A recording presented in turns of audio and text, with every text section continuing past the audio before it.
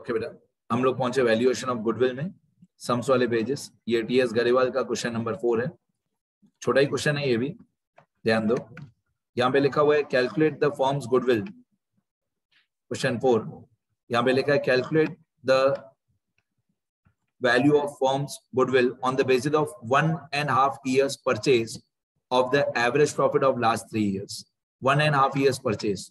तो जो हमारा स्टेप 2 होगा यहाँ पे, जो हमारा यहाँ पे स्टेप 2 होगा, जिसमें हम गुडविल की वैल्यू निकालते हैं, goodwill is equal to simple average profit, goodwill is equal to simple average profit multiply by number of years of purchase. जो हमारा स्टेप 2 होगा उसमें सिंपल एवरेज प्रॉफिट जितना भी आएगा हमारा, जितना भी सिंपल एवरेज प्रॉफिट आएगा उसको मल्टीप्लाई बाय 1.5 ईयर्स करेंगे, मतलब मल्टीप्लाई बाय 1.5 करेंगे। ऐसा क्वेश्चन में बोला हुआ है। क्वेश्चन में बोला हुआ है goodwill is to be valued at 1.5 years purchase of the average profit of last 3 years. तो हम पहले लास्ट 3 ईयर्स का एवरेज प्रॉफिट निकालेंगे, उसको मल्टीप्लाई बाय 1.5 करेंगे स्टेप 2 में। आगे क्वेश्चन में जाते हैं। क्वेश्चन में लिखा हुआ है calculate the value of firms goodwill on the basis of 1.5 years purchase of the average profit of last 3 years. The profit of the first year was 1 lakh. The profit of the first year, तो यहाँ पे मैंने table बना के रखा है छोटा सा। फर्स्ट ईयर का profit is 1 lakh. Okay, the profit of first year was 1 lakh. Profit of second year was twice the profit of first year. Profit of second year was twice the profit of first year. तो obviously 1 lakh का twice कितना होगा? 2 lakh. The profit of second year was twice the profit of first year. तो first year अगर 1 lakh है तो second year का twice मतलब 2 lakh. And for the third year profit was 1.5 times the profit of second year. The profit of third year was 1.5 times the profit of second year.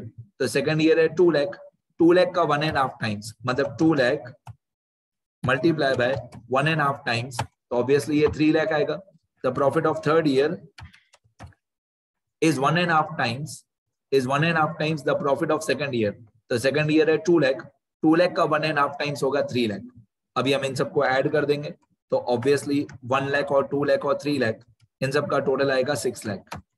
ये total आ गया 6 लाख, ये total profit हुआ।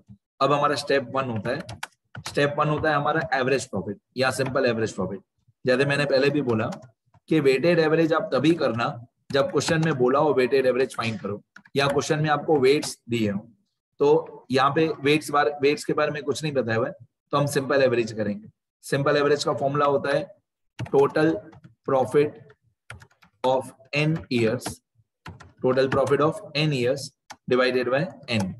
मतलब अगर 3 साल का टोटल है 6 लाख, अगर 3 साल का हमारा टोटल प्रॉफिट है 6 लाख, तो हम उसको डिवाइडेड बाय 3 कर देंगे। 3 साल का total profit 6 lakh divided by 3। अब 6 लाख डिवाइडेड बाय 3, तो ऑब्वियसली ये होता है 2 लाख। ये 2 लाख रुपीज हमारा सिंपल एवरेज प्रॉफिट आ गया। अब ये जो 2 लाख रुपीज हमारा सिंपल एवरेज प्रॉफिट आ गया स्टेप 1 में, उसी को स्टेप 2 में लेके जाएंगे। 2 लाख को फिर मल्टीप्लाई बाय 1.5 ईयर्स परचेज जो क्वेश्चन में लिखा हुआ था। तो 2 lakh multiply by 1.5 years purchase, तो हमारे गुडविल की वैल्यू आ जाएगी 3 लाख रुपीज। पीछे रुपीज का सिंबल लगाना तो परफेक्ट मार्क्स मिलेंगे। तो गुडविल आ गया हमारा 3 लाख। डन, इतना ही है, बहुत छोटा ही क्वेश्चन है। इतना लिखो सब लोग, ठीक है। एक बार स्क्रॉल कर देता हूँ।